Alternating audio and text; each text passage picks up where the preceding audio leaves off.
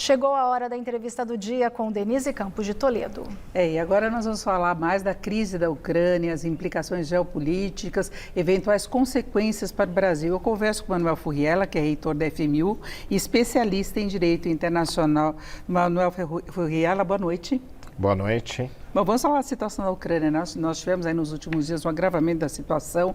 A posição de Putin em relação às regiões separatistas da Ucrânia foi visto como uma ameaça, né, à autonomia mesmo da Ucrânia. Foi criticada aí pelos Estados Unidos, que agora falam em invasão, e já começaram as retaliações, né, que se falava muito em medidas restritivas. A Alemanha em relação ao gasoduto. Nós tivemos o Reino Unido anunciando restrições contra bancos e contra bilionários próximos a Putin, e os Estados Unidos, agora à tarde, também anunciando retaliações nesse sentido. Restrições financeiras, limitações, inclusive, no trato da dívida da Rússia. Eu queria saber primeiro do conflito mesmo na região. Ele pode se alastrar? Ele pode ganhar proporções maiores? Eu não acredito que propriamente se alastrar para outros países, mas dentro do próprio território ucraniano, perante um escalonamento que o Putin já apresentou, ele tem uma agenda em relação a isso. Primeiro ele colocou as tropas na fronteira, depois ele recuou, depois ele manteve um número significativo de tropas na fronteira da Ucrânia. Aí ele reconheceu a independência de todos os territórios em disputa dentro da própria Ucrânia, e agora o que se esperava era o envio de tropas russas para esses territórios. Nisso ele também já recuou. Então há um escalonamento que ele propõe para cada vez pressionar mais a Ucrânia para que ela recue nas suas pretensões de ser um membro da OTAN.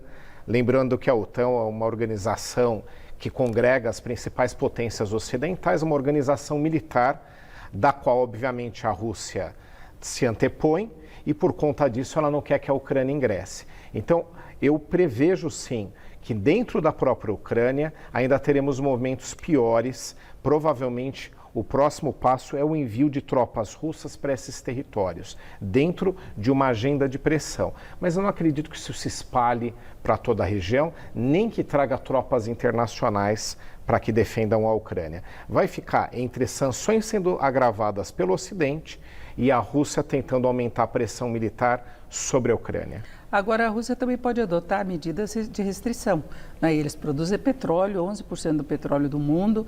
Tem a questão, por exemplo, do Brasil, dos fertilizantes, que foi até a justificativa para a ida do presidente Bolsonaro em plena situação de conflito, né, que nós vamos falar mais à frente. Mas tem essas sanções econômicas contra a Rússia. Nessa queda de braço, quem sai pior e quais os impactos globais? Se a crise se agravar, a gente vai ter uma repercussão internacional, econômica internacional, e vai afetar o Brasil, sem sombra de dúvidas, né? Como você mencionou, nós necessitamos de insumos, principalmente para o setor agrícola aqui no Brasil, fertilizantes, produtos que o Brasil não tem condição de adquirir em outros mercados. Então a gente vai ser afetado. Mas o que eu prevejo é que, principalmente em questão das exportações brasileiras, um agravamento da crise vai gerar impactos econômicos na Rússia, e ela com certeza vai trazer ou vai reduzir as transações comerciais com o Brasil. Então, a gente vai ter um cenário indesejado, não só para a economia global, mas para a economia brasileira relacionado a esse conflito.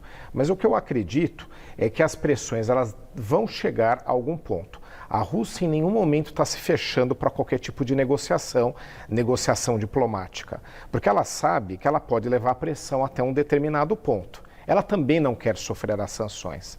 Até agora as sanções são leves e estão aí no cálculo que o Putin fez sobre os impactos que ia sofrer. Mas o agravamento, ele com certeza também não tem interesse. Então a Ucrânia é a peça-chave. O que eu acredito também é que a Europa será o fiel da balança.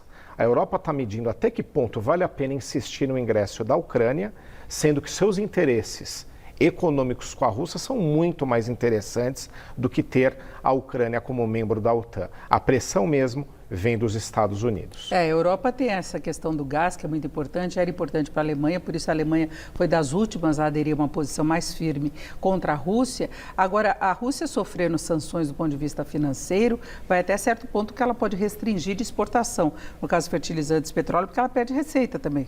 Sem dúvida, ela não está numa boa situação econômica, o mundo está se recuperando do ainda estamos na pandemia, mas já começou um processo de recuperação pós-pandêmico, do qual a Rússia não se saiu bem. A Rússia é um dos mais impactados, então ela também tem problemas econômicos muito grandes. A das principais sanções que eu observei esses dias, a restrição a créditos internacionais para financiamento da economia russa são os principais. Então ela tem fôlego para prosseguir nessa tática até um certo momento. Então, as sanções se agravando e ela não podendo financiar sua economia em bancos internacionais, com certeza ela também vai chegar a um ponto e facilitar qualquer tipo de acordo.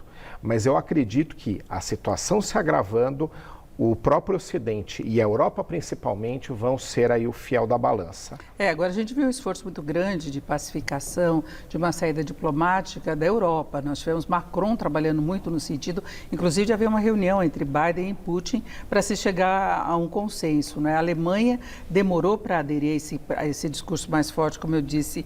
É uma imposição de Biden, ele tenta reverter a imagem internacional que ficou dele por causa da saída no Afeganistão e outros problemas internos. A questão de inflação é um problema, outros problemas de gerenciamento internos que tem feito ele perder muito popularidade, né?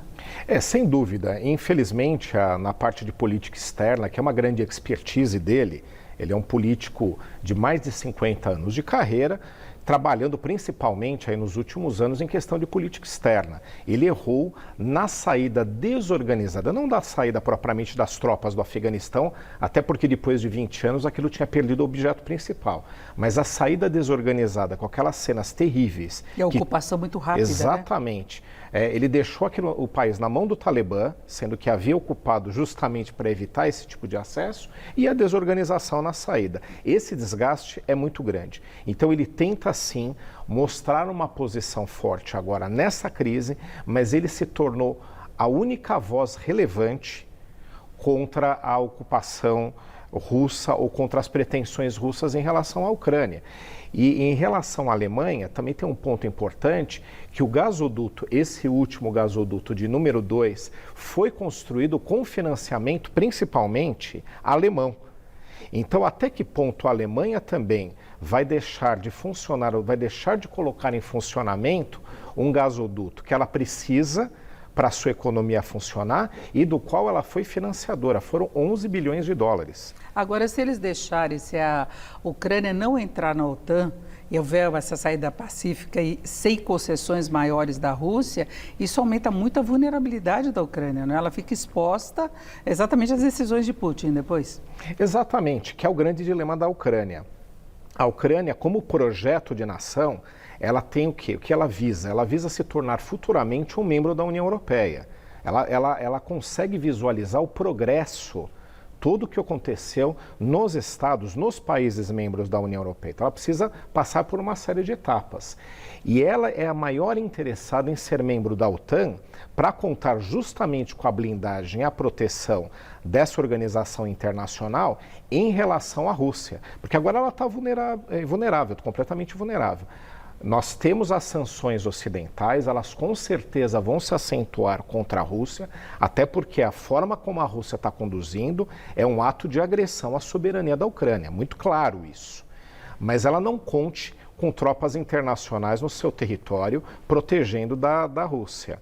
Se ela entrar na OTAN, se ela ingressar na OTAN, aí ela pode contar com isso, porque obrigatoriamente a OTAN tem que participar e proteger seus integrantes. Então, ela que é a grande interessada nesse contexto. Agora, e o Brasil nesse processo? Porque o presidente Bolsonaro viajou para a Rússia, como eu disse, em plena situação aí de conflito. Ele se alinhou a Putin, falando em apoio mesmo. Alegou que a negociação era em torno exatamente dos fertilizantes. O Brasil importa 80% do produto para a produção agrícola brasileira. Os nitrogenados é 95%. Outros fornecedores já estão se protegendo para não ficar sem o produto com uma restrição da Rússia. Primeiro, eu queria saber se o presidente Bolsonaro pode ter garantido uma situação favorável em relação a essa questão das importações de fertilizantes para a agricultura, que é muito importante. Agora, por outro lado, a questão política global, não é? Porque a porta-voz da Casa Branca criticou o Brasil, dizendo que o Brasil dá a impressão de estar no oposto à maioria da comunidade internacional, né? Isso já se refere também a meio ambiente, a outras políticas. Então, como é que fica esse ganha e perde do Brasil?